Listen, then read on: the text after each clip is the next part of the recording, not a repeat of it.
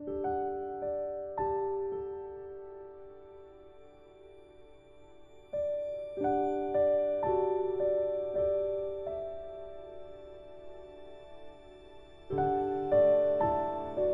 beauty that I've meditated upon through the lens of Psalm 104, and then the pain of Romans 8 and the promise of resurrection, and think that, as you said earlier, the light of the future shines into the present. What changes can we make? And if the resurrection is some great revolution that God set up that began in the cross, and it culminates then, how can I be part of that revolution now? Okay, welcome to this episode of Dchurched.com. It's good to have you with us. My name's Jules, and this is a very special episode with our guest today, Dr.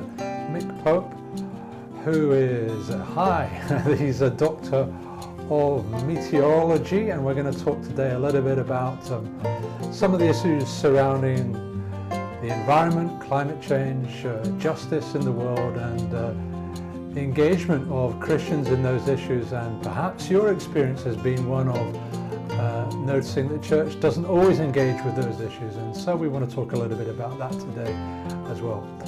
My name's Jules, this is Dchurched.com. Welcome.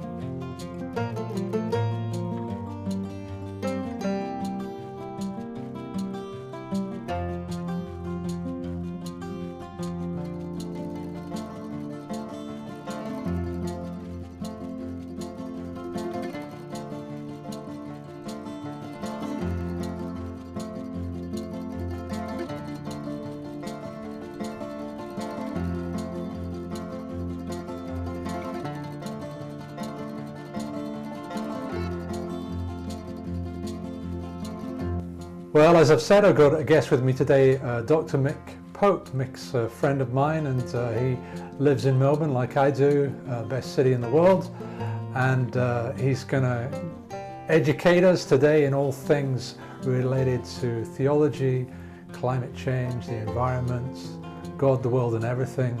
And that will all be achieved in 45 minutes or so. So thanks for joining with us, Mick. It's good to have you with us. So tell us a little bit about yourself, what you've studied and what your role is at the moment. All right, so I'm a 51-year-old Melburnian in lockdown like you, and perhaps many of your listeners. I'm a PhD in meteorology, so I currently lecture in meteorology and run the graduate program at the Bureau of Meteorology. Caveat, anything I say today is not necessarily the views of my employer, or indeed anyone else. So I did a PhD, it's over a decade now, in very natural, or a way of measuring the variability of the climate over Northern Australia, which you can use for climate change studies or just interseasonal kind of stuff. I have a background in astrophysics as well. In fact, my PhD in meteorology was my second attempt at a PhD. The first one was in theoretical astrophysics many moons ago, and before that, an honours degree in applied maths. And I'm currently studying a master's in philosophy in theology, looking at aspects of the Hebrew Bible and trying to build an ethic for something known as the Anthropocene, which is the bigger frame or stage in which we can understand climate change. We might touch upon that a bit later on. Yes, indeed. Yes, indeed. So your passions are across the board in terms of both ecology and theology and so on, and that seems to be reflecting some of the things that you're doing at the moment. Tell us about that. Yeah, so I became a Christian, how many years ago? 1988. It soon quickly dawned on me, even though the circles I was moving in, the kind of Christian groups at university, were more interested in your standard Christian stuff about your prayer life, about Bible reading, about cold turkey evangelism. I don't know if people still do that kind of thing, but it certainly did back then. Only if you're a masochist. Yeah, well, it's just not. People, depending on the forum, don't seem open to sharing ideas in the same way perhaps they once were, even before my time. But it didn't seem like it. Well, maybe reflecting now, it's not that radical a thought, but I thought that if God was creator, and that's kind of a central thing in the Hebrew Bible and the Greek New Testament, then surely my Christian faith should apply to everything, and not just my personal kind of quote unquote relationship with God. So I started thinking about the relationship between science and cosmology and astrophysics and all those sorts of big picture things, and my Christian faith, and discovered a whole bunch of interesting thinkers like John Polkinghorne, for example, a former particle physicist in the Anglican clergy, and Alistair McGrath, who was a former PhD in chemistry, and then I think he's Anglican clergy as well, and a theologian. And then when I joined the Bureau of Meteorology, someone I knew who edits a publication called Zadok Perspectives, this is 20 years ago, I think, asked me to write a piece on theology and climate change. And I'd already been thinking bits and pieces about it, and then started to approach it as a justice issue, and started, and have been doing so over the past 20 years, to piece together the relationship between those two things. Because, as you may have intimated at the start, it's not something that you necessarily hear a lot about in church. So if you're not hearing a lot about it, you're not reading a lot about it, then you start to fill in the gaps for yourself. Yeah. Wow. And you've got a podcast as well. You've just started a podcast, haven't you? A couple of months ago. It's called The Natural Philosopher. Right. Which is an old name for a scientist, right. Before the word scientist was kind of coined. And it's a podcast where I look at exactly that. It's a podcast on science, the environment, and the Christian faith is the tagline. Right. So it's kind of broader than just environment and theology. It sounds as though it's got a broader remit to it. Yeah, well, it will do. I mean, I've mostly, primarily because I'm recycling old material, it's in that space of climate change and justice and so on. But I've started reviewing books, and I'll be interviewing friends as you're doing now. But I think it's all of one piece in a sense, is that climate change science is an aspect of science, for example, and you can't, when it comes to climate change, it's not an aspect of technology alone or science alone, but it relates to your worldview, which is theology and philosophy, and your politics and economics and so on. So it'll be wherever it takes me, I guess. So how is what we're discussing today, just to get us into this, relevant to people who are perhaps on the fringes of church life, either leaving or going or coming or whatever, but not quite fully in church life at the moment? How is this relevant? I'll tell you a story. And a few years ago, I got invited up to Bendigo, and Bendigo's got a few thriving communities that do church and Christianity differently. So there's a cornerstone community up there, and they invited me to go and speak at the outdoor education faculty at the university there. So for those who are not in the know, outdoor education is something that they teach where you can take disaffected youth and try and turn them into human beings in the space of a few days, bushwalking and whatever else, which is a whole nother thread when you think about our need to reconnect to nature and how that reorients us as human beings. But anyway, those at the faculty were, and probably still are, stuck in the kind of Lynn White's 1960s paper that said the church, Christianity, was to blame for all the major environmental issues that we have today. And while that's not true, it's partially true. So there's been much antipathy between the church and the environmental movement, and a general suspicion on both sides.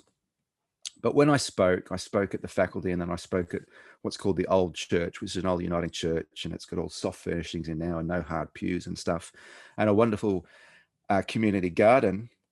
And after I'd spoke, someone came up to me afterwards and said, do you know, or I can't remember now if it was a conversation I had or I heard it secondhand, that someone said, that's the kind of God that I can believe in. And so I guess what I'm saying is that when people hear that, if they have a love of something like the world in which we live and we rely and depend upon, and the natural beauty and so on, and they hear maybe for the first time someone speaking from the Bible and the Christian tradition saying, yeah, God loves that as well, and I as a Christian believe that to be the case, and try and shape my life as best I can around that, then all of a sudden the penny drops for them. They think, well, maybe this is Christianity, it's not just an otherworldly thing, it's not disconnected from the real issues that we deal with, but maybe there's something to this. Or if you've been on the edge of faith because you haven't heard a lot of this, and you're hearing teaching quite to the contrary, you've got someone like myself, and there are many others too, saying,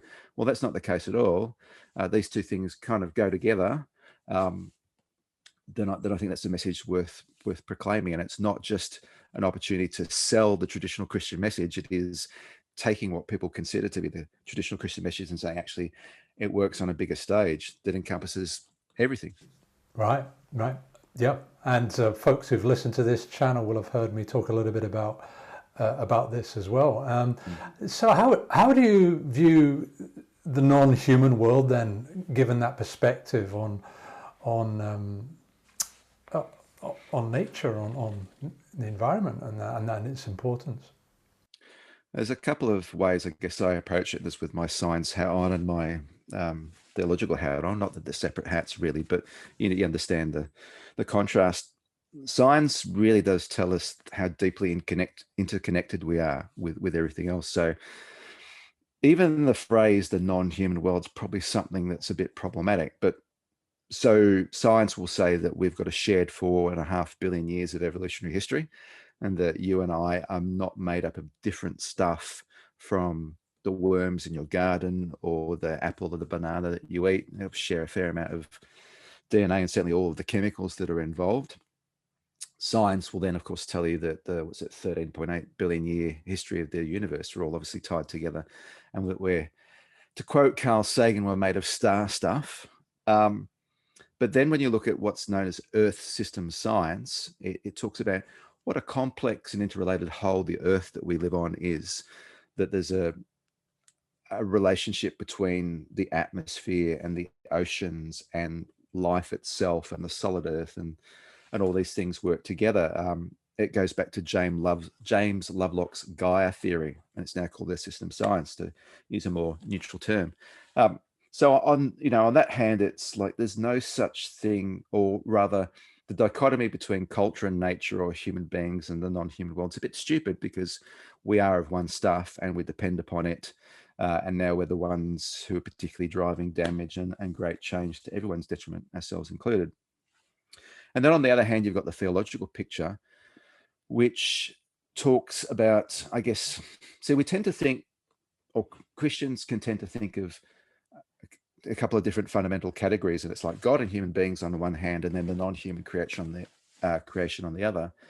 Whereas the Bible is much more about, and probably not even in these terms, but a better categorization would be God on the one hand and everything else on the other, which says that human beings are creatures, which then has the further implication that, we're not God, even if the tradition talks about being made in the image of God and what that might mean.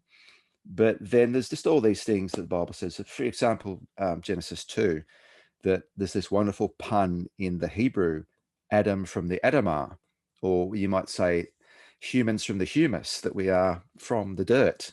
And, the Bible says from the earth we come, and to the earth we turn, ashes to ashes, dust to dust kind of thing. And then if you jump forward to the New Testament, the idea in Paul of the earth being in birth pains or groaning pains, that the earth will give rise to the resurrection of the dead. So there's you can talk about the earth as Mother Earth in a theological kind of point of view, but this idea that we're, again, theologically so tied up with the rest of the creation that it's we're not shall I use some fancy words? We're not ontologically different in a sense. Okay, you might need to explain that. Yeah, I will. So as I've said already, we're physically similar to everything else.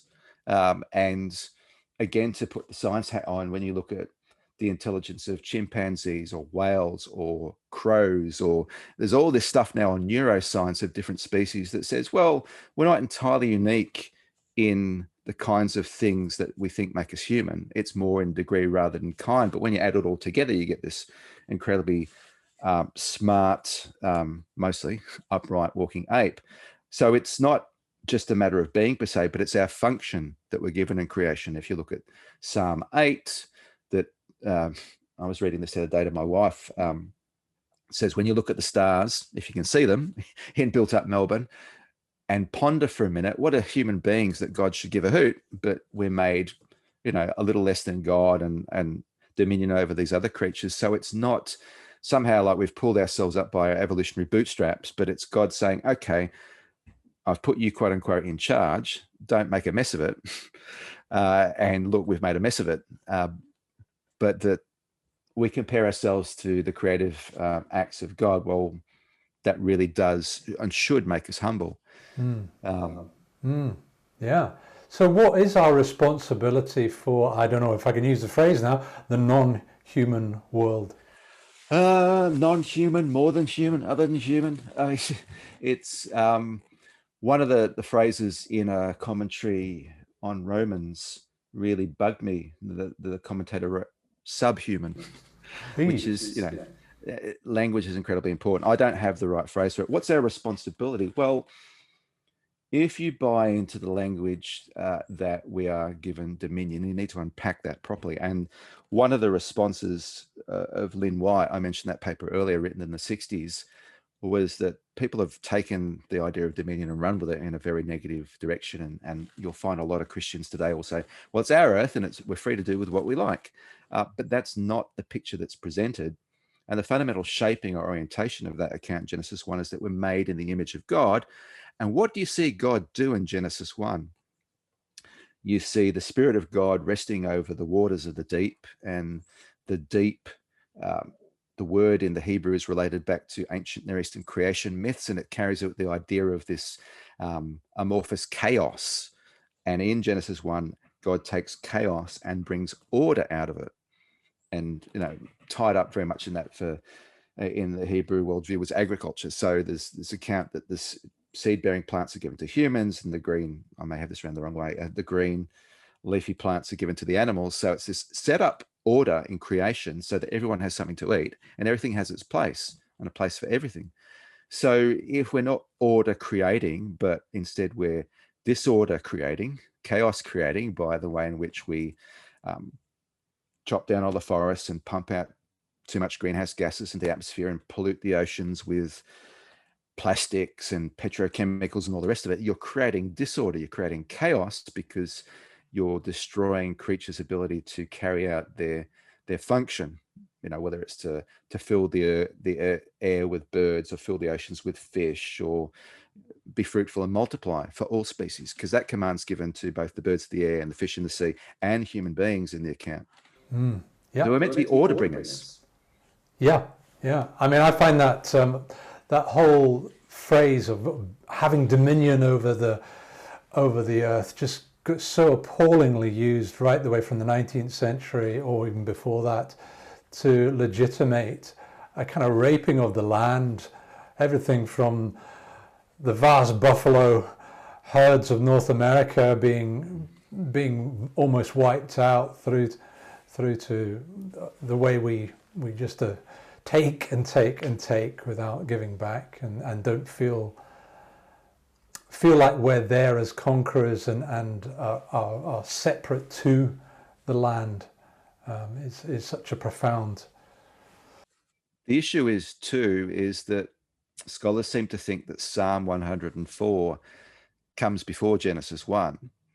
And if you look at that account, it's human agricultural activities a small part of the general way in which God tends for the earth. And so there's this prolonged discussion about rain, which is a significant thing if you're in Palestine and it's these 2 rainy seasons per year. You're not reliant, as the Egyptians were, on agricultural flooding, so it's tenuous kind of soil and a tenuous rain environment.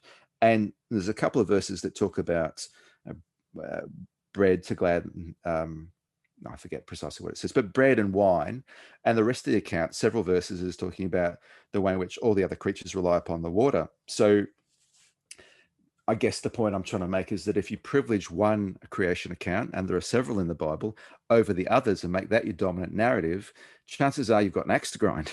And it's precisely what you're talking about, is that dominion account, because then you flip even to another chapter and Genesis 2, and we're called to serve the earth and keep it. And both of those are religious terms. Like serve the earth like you serve God, and keep it like you keep the law. And that's very different language again. And the editors have put the two together, so we've got to read them together. But we've often said, oh, we'll have this one because this one lets me do what I like, even though it doesn't. But we read it that way. And then all these other creation stories or that parallel this say something completely different. So what do you think our responsibility as human beings is to the natural world?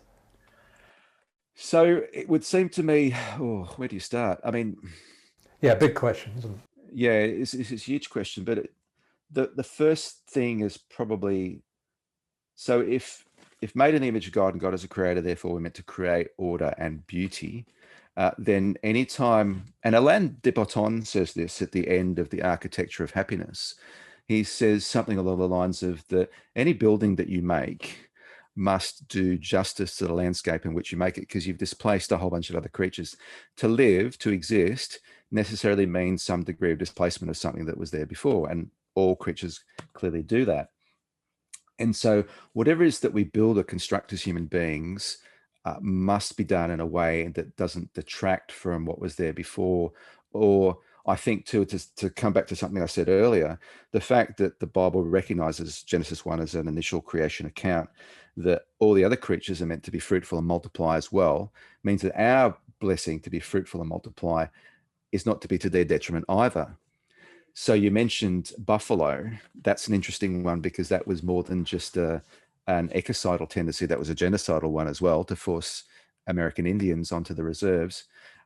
It means whatever that we do must be in some way, shape, or form in harmony with that which exists. And you see that in Aboriginal peoples, the way in which they manage the land with the cultural burning and this, that, and the other. What they do is far more in tune with the land.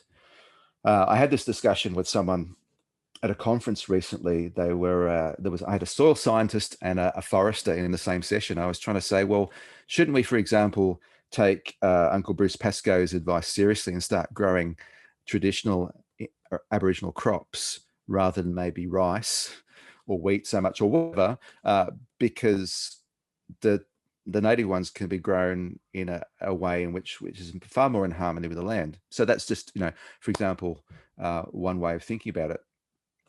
But the other would ultimately be the quite brutal fact that we need to protect the more than human creation from ourselves. And that seems to be the thing that we need to do now. And, whether you believe in dominion theology or not, whether we like it or not, we do run the place. So it's, do we do so in a way in which is conscious and says, oh, I'll either manage properly or manage by withdrawal, one of the two, rather than just let it go along as it does. So we have choices to make. We burn fossil fuels, or we don't burn fossil fuels. And either way, you're making a choice about the future trajectory of the Earth system. So there's a kind of difference, isn't there? I mean, this is where the language is really important. So if you talk about dominion, that has the idea of somebody riding roughshod, conquering, suppressing, oppressing. Whereas if you talk about stewardship and management, then that has a sense of, like one of the parables of Jesus, a sense of accountability to the owner of the vineyard, as it were, or the owner, who's gone away, that kind of parable, and is going to come back one day. And in a sense, there's something there that's so important in the language that we use. And the problem with language is it creates the environment and the frames of and the frames of reference through which, the lenses almost through which we see this discussion. So if you take the language of salvation and how that's been used to be about getting to heaven when we die, it incipiently or subtly diminishes the significance of this Adama stuff, this earth stuff that we're made of and that we're made for and connected to. So language, right. I'm just saying language, yeah. I guess, is really, really important. And for that very reason, I've heard stewardship actually critiqued. I mean, there's a whole bunch of issues, but one is to think of it in over economic terms. I think you'll get people saying, for example, that in thinking about how to properly care for the world of creation, we need to include it in our economic systems. So people talk about ecosystem services, for instance. So trees give us oxygen. If you have obviously forested area around a water catchment, they'll give you water purification as well. the plankton in the oceans give us oxygen. You can talk about rainforests being potential sources of cures for cancer. Historically, it's given us rubber and chocolate and so on. So you can take a really utilitarian approach, and then that comes down to issues like, well, we'll tear down this forest and this, for our coal mine, but we'll preserve a forest in another location.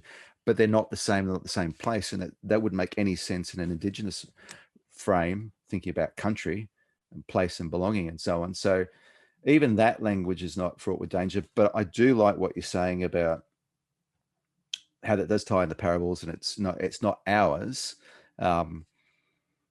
It's something that we quote unquote manage until the king returns, or perhaps that sense too of, well, I'm just kind of borrowing this because I've got to hand this land on to my children, and in turn his children, and so on and so forth. That we tend to live like it's ours to do with what we like in the present without any thought to the future. That we're not, in a phrase used, I think in a title of a newish book, we're not good ancestors. No. And again, that's not depending on your view of salvation, but also on your view of the second coming. If you have a view that this world will be destroyed, and it's all about getting to heaven, do not pass go, do not bother about the planet, then what does it matter? The physical world is less important. Which is, again, it's not biblical at all. I mean, there's where did it start? I mean, I blame the Greeks to start with. This is where I was going to go. The early church fathers wanted to communicate the Christian message in a way that was intellectually understandable to their contemporaries. So let's borrow from Plato, and you get this hierarchy of being from God is perfect and unchanging. And there's problems enough with that view. Did I say too much?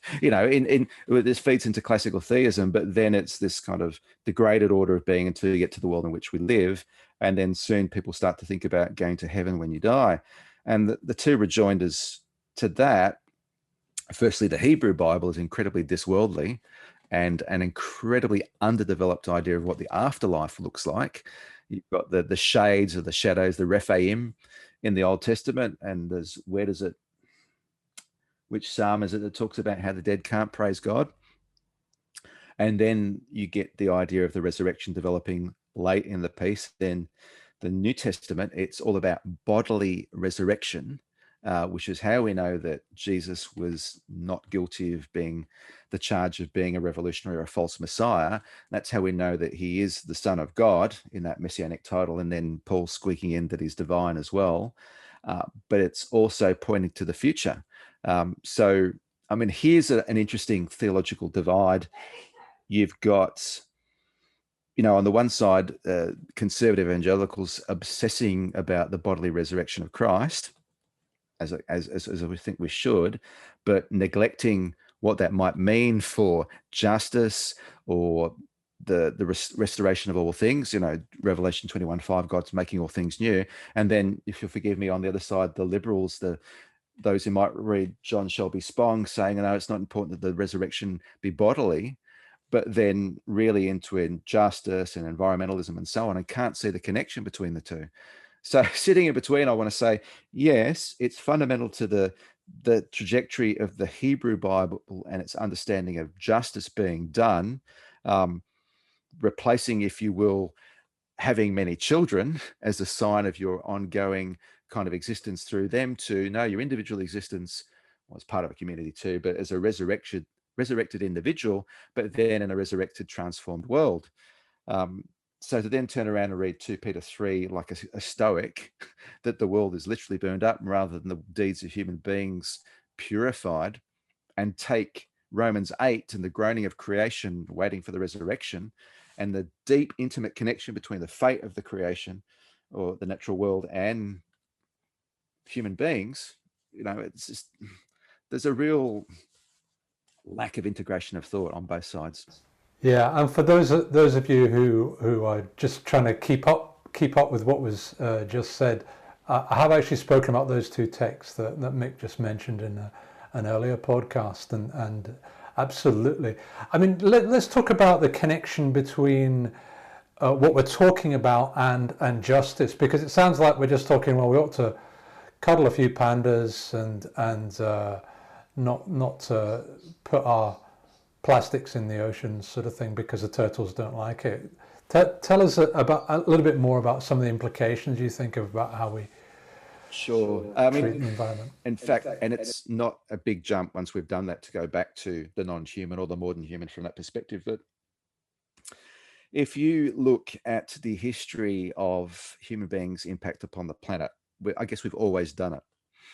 And there's more and more work now that looks at how civilizations have contributed to their own doom or demise through, quote unquote, what we might call now environmental mismanagement. But the real explosion, of course, begins from the Industrial Revolution, when we started burning fossil fuels more intensely, and it started in the UK, obviously, but then really kicks off post-World War II. And so what you see is a rapid building of post-war economies through the burning of fossil fuels and the concomitant manufacturing of plastics and all manner of other things, right? But that happened primarily in what we might call the Western world, or the developed world, or the minority world, however you want to label it. So United States, the UK, much of Europe, and by extension Australia, etc., over and against China, who came to the piece late, and the Pacific and indigenous peoples around the planet who weren't the driving force behind that. And now if you think about the impacts that that's had in the present on sea level rise in the Pacific, that the people there are threatened with losing their homes beneath the waves, and they've contributed, a minuscule amount to the greenhouse gases that have driven that sea level rise. Or you think about what's happened in, say, in India, where climate change driven by Western development has disrupted the Indian monsoon, and it can often be late and less total rainfall, but more catastrophic rainfall events. And that leads to localized heavy flooding and the silting up of agricultural land. And therefore the men go off to the big cities to work, and the women are left behind to be predated on by people involved in the slave industry. Or if you think about the role that a 6-year drought played in Syria as one of the drivers behind the civil unrest, which led to a flood, pardon the pun, of people seeking asylum in the West. So there are so many different issues, and particularly issues that some Christians have cared about, like abolition of slavery and refugees and all manner of other things. And they all come down to the activities of people in the West. Or indeed, as we just talked about, the future generations, so the Greta Thunbergs of the world and her cohort have woken up to the fact that the world they're going to inherit is going to be a hot mess, to coin a phrase. So all of these things are justice issues, because to cast it in the frame of the parable of the Good Samaritan, if people are familiar with that, we're not being good neighbors to people now or into the future. So climate change and other aspects of the Anthropocene, they intersect a whole suite of justice issues and help magnify them, and indeed will kind of overwhelm them in time if let loose. You've mentioned to me in the past certain views about ways of using something like the Good Samaritan in this respect. So what do you do with that that's a little bit different? How do you talk about this? So people are probably familiar with the idea of the parable of the Good Samaritan. You get a man is beset by bandits, not just thieves or robbers, but by revolutionaries, kind of Robin Hoods of the day, and two religious dignitaries walk past and don't want to get their hands dirty, don't want to get involved for the various reasons that you might say ritual purity or whatever, who would map directly today on conservatives who say social justice is not part of the gospel, which is patent nonsense in my view. And then you get a Samaritan who's the kind of, I always struggle, what's the best illustration of this, but a Samaritan helping a Jewish person would be like an African-American defending, a Trump supporter. And this happened in recent protests in the United States, or a member of the KKK, or a Palestinian defending a Jew, or a Tutu defending a Hutsi or coming to their aid. And taking this person, and at great personal cost, for their medical bills to restore them to their original dignity as a human being. And so on the one hand, we're not bad at restorative justice. If there's a natural disaster, there's a tsunami goes through Sri Lanka, we'll open our wallets and say, here, give funds, not so we continue to give funds, but so that you can get back on your feet. And that's very much part of the Australian way, isn't it, of giving out a helping hand. But one of the things that sits behind the parable, and I know it's not necessarily Jesus' original point, was the reason that you had bandits in the first place, in the first century world in Palestine, was that when Rome marched in to a new territory, their armies slaughtered your armies, crucified anyone who would dare oppose you, and then heavily taxed the populace to fund their armies and the very rich and opulent lifestyle that they lived back in Rome, the Senate and Caesar and his family and so on. And if you read the book of Revelation, there's a statement, I forget the chapter and verse, that savages the merchants of the day for making money off people's misery and the luxury and the opulence of Rome of the day.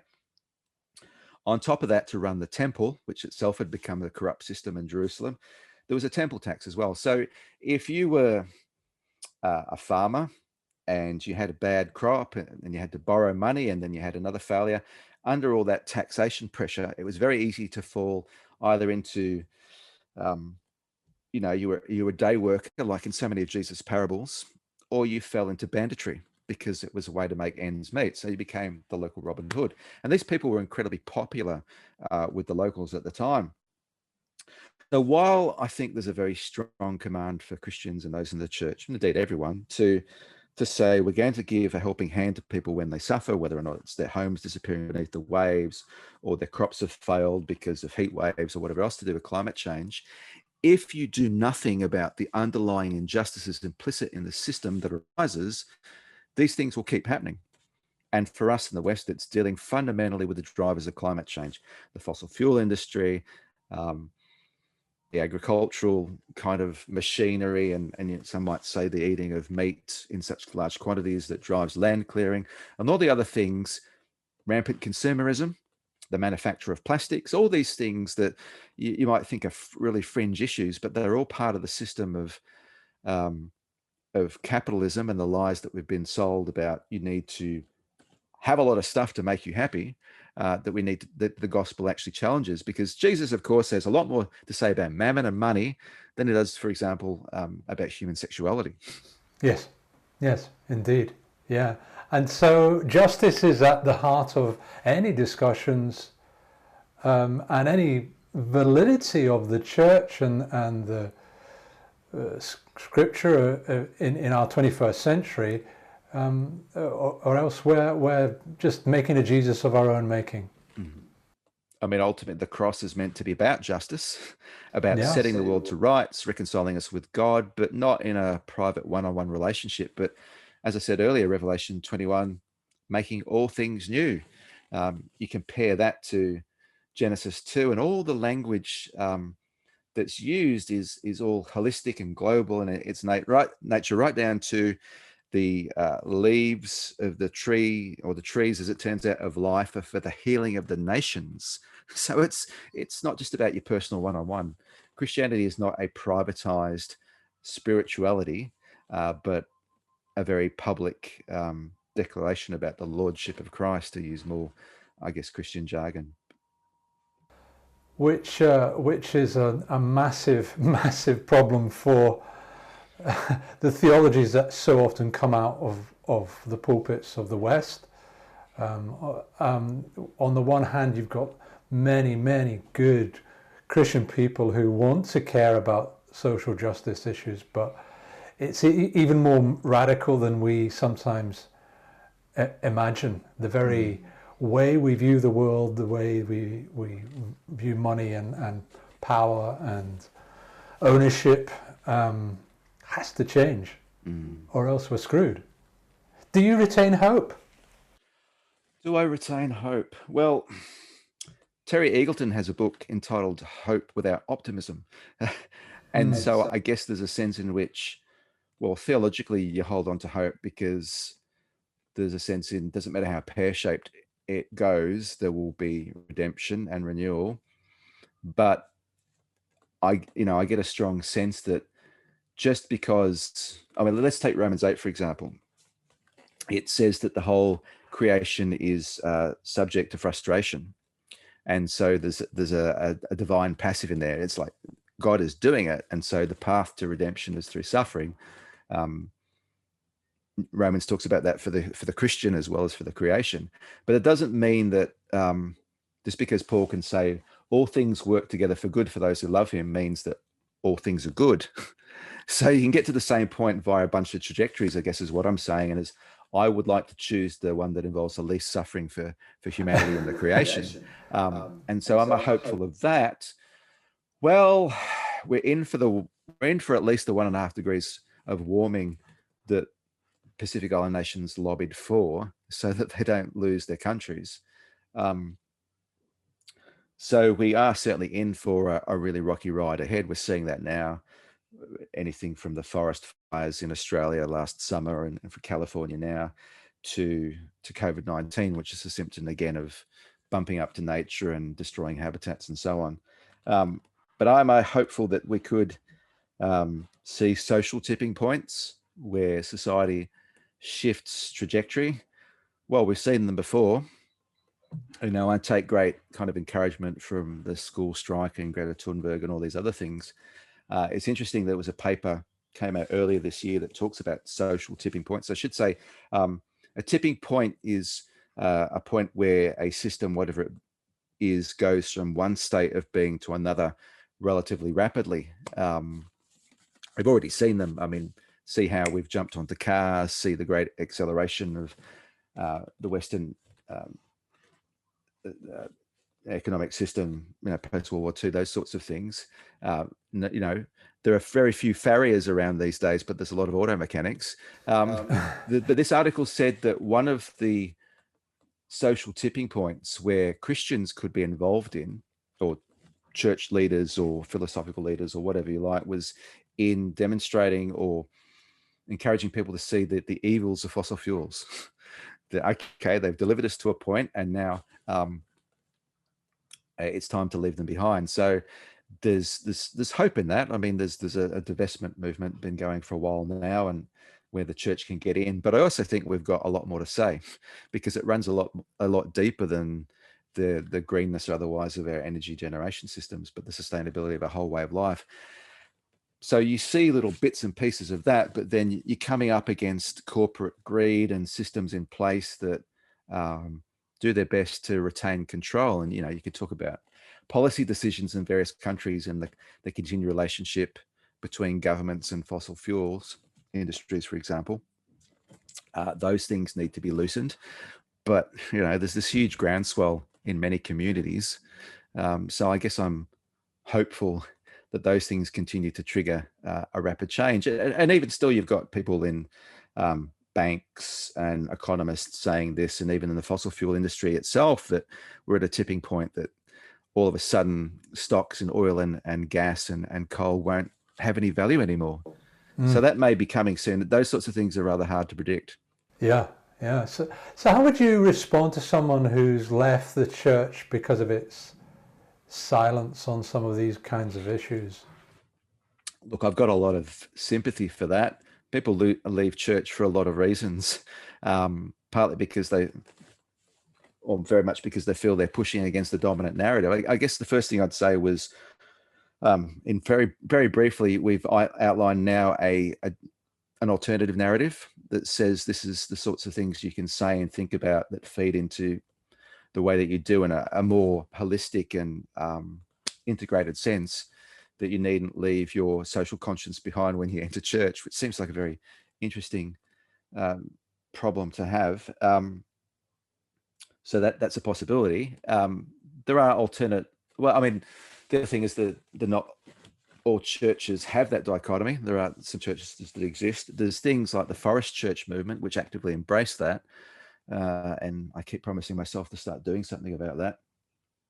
So I guess I'd say that I have a lot of sympathy for those who give up on the established church because of that. But that doesn't mean giving up on God or Jesus or the Bible narrative and continuing to maybe deconstruct something that you've inherited, or rethink, or understand that there's another point of view or another way of viewing things. Yeah. than So what is often spoken about. So that, I mean, there is deconstruction, reconstruction, both in theology and discovering a church that more suits that kind of broader, holistic understanding of God's work and man's place and humanity's place. I'm not even using gender inclusive language now. Humanity's place, it's. Why do you think the church struggles to believe what seems to be, or not just the church, but very strongly in the church at times, segments of the church have struggled to believe this scientific consensus? And we see it in terms of COVID as well, the same phenomenon. There's been a real, I mean, how far does this go back? The start of the 20th century, a real retreat of the church from the public sphere. I mean, you had the Enlightenment that said that faith was a private thing and is meant to be kept out of the public sphere. And America, for example, is a really odd case because at one sense it celebrates the separation of church and state, and yet it doesn't. You know, you've got this kind of civil religion that's in its place, and that's a game that's played differently different times in this country as well. You know, Howard, for example, and I don't know quite how to describe the current situation. It's complex, isn't it? And the media have had a field day and a real struggle with a Pentecostal prime minister. But you know, and how to think about him, and all sorts of interesting links, real or imagined, to Hillsong, for example. But yeah, the church has felt that it's been on the retreat for a long time. There's been readings of the Bible, particularly the text we started with, Genesis 1, challenged by the scientific consensus, and then the ways in which the Bible came together and should be viewed, challenged by German scholarship and so on. So there's become a real knee-jerk reaction against science because it seemed like the bogeyman. And if you listen to someone like Richard Dawkins, for example, who's still around, I can't understand why quite, but you know, one of these angry new atheists, and you get this picture that science is just a tool for hitting religion over the head. So I think there's been a sense in which science as a general thing provokes or challenges Christians' worldview of things on a number of levels. But then part of that problem too is not just the theology per se, but the marriage that we've formed with capitalism and modernism and so on. And you see that in the United States again, not picking on my American friends, but there's a real sense of civil religion where there's a resonance developed between capitalism, which treats human beings and the non-human or more than human creation as a means to an end to produce things, and then this kind of end times theology that says, well, the earth doesn't matter because it's just going to be burnt up. And so you get this wonderful thing where people are saying, and this goes back to Reagan even, who did he consult astrologers? There was something weird about it, but you know, he believed that the end of the world was imminent. But instead of that driving him into, I don't know what kind of stance it could have driven him into, but it drove him into, well, Reaganomics was where it drove him to, and burning of fossil fuels and taking Jimmy Carter's solar panels off the White House and all these sorts of things. So they make strange bedfellows, but there's this resonance of ideas that pushes forward. I can't even remember what your question was now. Where are we headed? I don't know. Just thinking about leadership. There's what's the the movie Johnny English. There's a bishop in one of the Johnny English movies who has a tattoo in a special place, sort of thing, that says something, if Jesus returns, look busy, you know. And there's something about how looking to the future in the right way that ought to shape the present.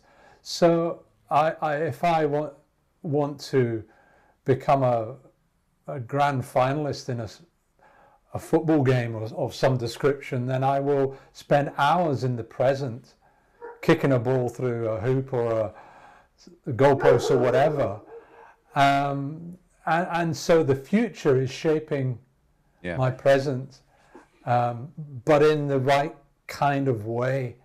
Whereas what you've just described there by Reagan or whoever is actually a misreading of the future, misshapes our present and destroys a healthy future.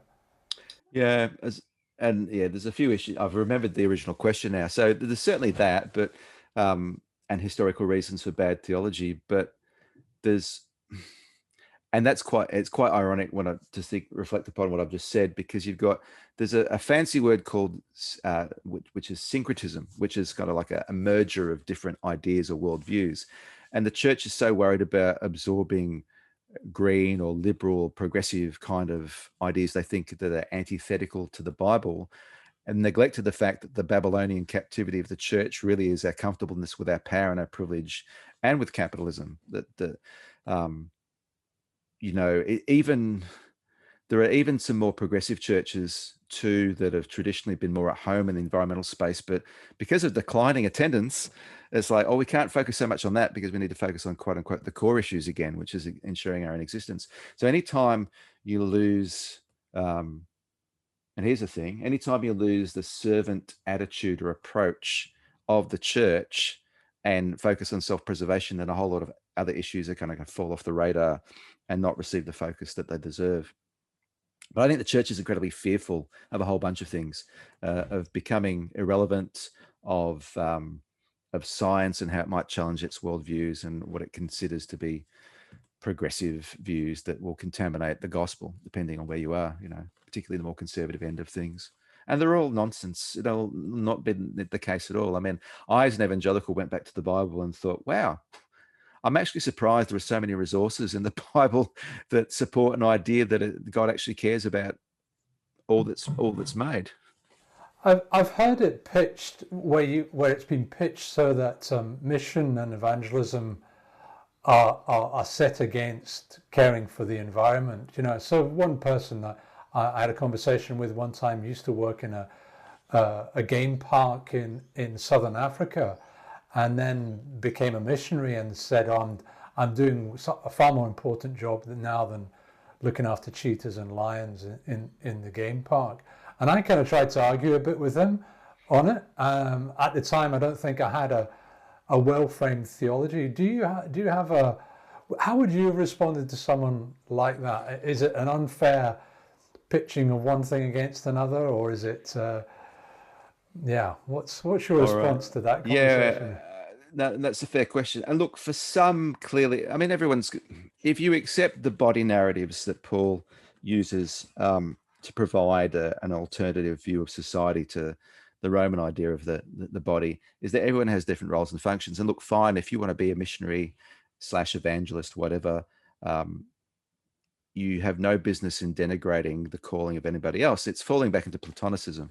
In fact, I remember, just as an aside, being an Anglican churchgoer in Sydney, and it was implicit that the highest calling was full-time Christian ministry. And, I wanted to be ordained at the time because I fell into that, and that's probably just not me. And I'm very comfortable with my calling now. So you need to get away from that anyway. But it's a false antithesis. If we accept the fact that the biggest narrative you can draw is the Bible's a story of the trajectory from creation to new creation, and that all things are being renewed, then surely, and the Romans argument that if creation's groaning and birth pains looking forward to the resurrection, then there must be something about resurrected Christians then that means that we'll live in harmony with creation. That the two are intimately tied together. So it's like, if the world's going to be a quote unquote a perfect place in the future, why wouldn't you start living that way now? Paul indeed says, shall I go on sinning so that grace may abound? Oh, not at all, by no means, or maybe figuratively, God forbid. So why not start living the way in which we're going to be then, right now? It's this sense that, again, there's so much thinking that says the goal is going to heaven when you die, and all this stuff that Jesus teaches in the Sermon on the Mount, for example, is just how to get there, rather than what does it mean to be a new creature. So there's that kind of thing. So I think mission can be three things. Or is it two things? Let me think about this. So if I go to a developing world, for example, and I say, okay, I've come to bring you the message of life. I'm going to share the gospel with you, but the land is degraded and people can't feed themselves, and I don't want to do anything about that. Do I really love these people? As you know, as you know, the Bible says, "For God so loved the world," and we're meant to embody that love. So there's that purely on the pragmatic level of James saying that you can wish someone well if you do nothing about it and you've got the means to do. You don't really wish them well, do you? So that's number one. Can I just make a comment at that point, which is I knew somebody who was working. I'll not mention the specifics of the situation, but they were working in a 2/3 world country, wanting to do Bible translation work, and the community had associated Christianity with what a particular mining company was doing in that region in destroying the local river. And she said to me, I can't, nobody's interested in Bible translation, and they associate Christianity with this evil Western company that's poisoning on their local river. And I said, and she said, well, what do you think I should do? I said, advocate for them, do social justice for them, because nobody's going to be listening to or reading your Bibles anyway, because they haven't seen it as good news yet, And I thought it was classic scenario of obstruction. But you shouldn't just do social justice for the sake of the work that you want to do, kind of thing. But in that situation, it was So there's actually a phrase, and I know some people contest it and don't think it's entirely applicable, but they call it incarnational mission. Yes. So what it means ultimately is that you really do become, the crude phrase is going native. It's a horrible expression, but you adopt the dress, and you learn the language, and you really embody yourself in the people and the concerns that they have, not simply to sell the message, but because you genuinely love them. In another context, I'm involved in a group called Grapplers for Christ. They do Brazilian Jiu-Jitsu, which is a martial art, and so on. And I'm in the community, and I'm there. I love Brazilian Jiu-Jitsu. I'm obsessed about it. I'm going nuts not being able to roll because of COVID. So I'm not just there, and you would see, and I've seen people like this come into the community and are not committed to the Jiu-Jitsu, but they want to quote unquote share the gospel. People see through that straight away, and it's terrible. And so I guess what I'm saying is that the first reason is that you genuinely love people and you want to care for them best you can, and you think that in one sense, the acme is sharing the gospel with them, but not simply because so their souls can be saved, but so that you might enrich their whole life. John 10:10, I've come that they might have life and have it abundantly. So, quote unquote, missionary work is not independent of caring for people's broader needs, because we're wholes. We're not just a soul in a body, but the soul in the Hebrew worldview is the totality of who you are. It includes your body, right? And then the other, of course, is that it's a matter of justice anyway, which is very tightly tied to the gospel. But then it's also that God has plans for the creation itself. So justice is not just for the human being, which is part of the gospel, but justice for the more than human, the other than human, the greater than human. And it's also part, I think, of the gospel, and the fact that maybe the earth itself, if not all the individual small fairy creatures, which I may be able to cuddle or not, it's not always a good idea, whether they're cute or they're slimy or whatever it is, are my neighbors in a sense as well, precisely because of what we said earlier, that there's two categories, there's creator and creature. And so we share existence together. So just in closing now, can you think of one take home, maybe a passage of scripture that somebody could go away and read and reflect on with fresh eyes, or a couple of passages that strike you as and what to look for that they maybe have not noticed before? Okay, I'll give you two really quickly. The first is Psalm 104. So go away and read that psalm, and read it outside if you can, and look around you and look in wonder and awe at everything that you see. And pause and think about the complexity, or you might sit down and read it and then tuck into the latest David Attenborough documentary or something like that. I mean, I think it's important to be connected locally, to be embodied and emplaced. But think about that. So that would be the first one, to orient yourself in that framework of awe, and think about the world around you as creation. The second would be Romans 8. I don't know, that's a passage you've talked about, and meditate upon the idea that the whole creation groans in birth pains. And it's worth noting too, in his first century context, Paul could see, why there was a viaduct into Rome. An aqueduct, because you couldn't drink from the Tiber River because it was polluted, or the quality of the air in any city in the ancient world, particularly Rome, the air quality, or all these other things. It wasn't, when Paul says creation groans in birth pains, he wasn't being poetic, he was being quite literal. You could see that. You can see the damage that any empire does. Whole species were lost, or their ranges greatly diminished because of the entertainment of the Roman circus.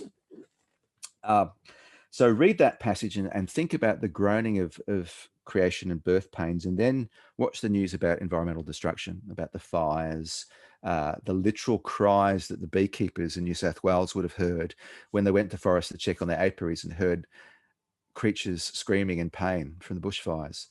When you think about ocean acidification, when you see that picture, and you talked about it earlier, of dead birds, seabirds, and in the cavity of their rib cage filled with plastic. Think about all these things and feel that pain. There's a room in Christian living and theology for lamentation, for weeping, for thinking about what we've done to the planet, and just being distraught and overwhelmed for a period of time, and sit in that pain and think about, what can I do to ease that suffering? The beauty that I've meditated upon through the lens of Psalm 104, and then the pain of Romans 8 and the promise of resurrection, and think that, as you said earlier, the light of the future shines into the present. What changes can we make?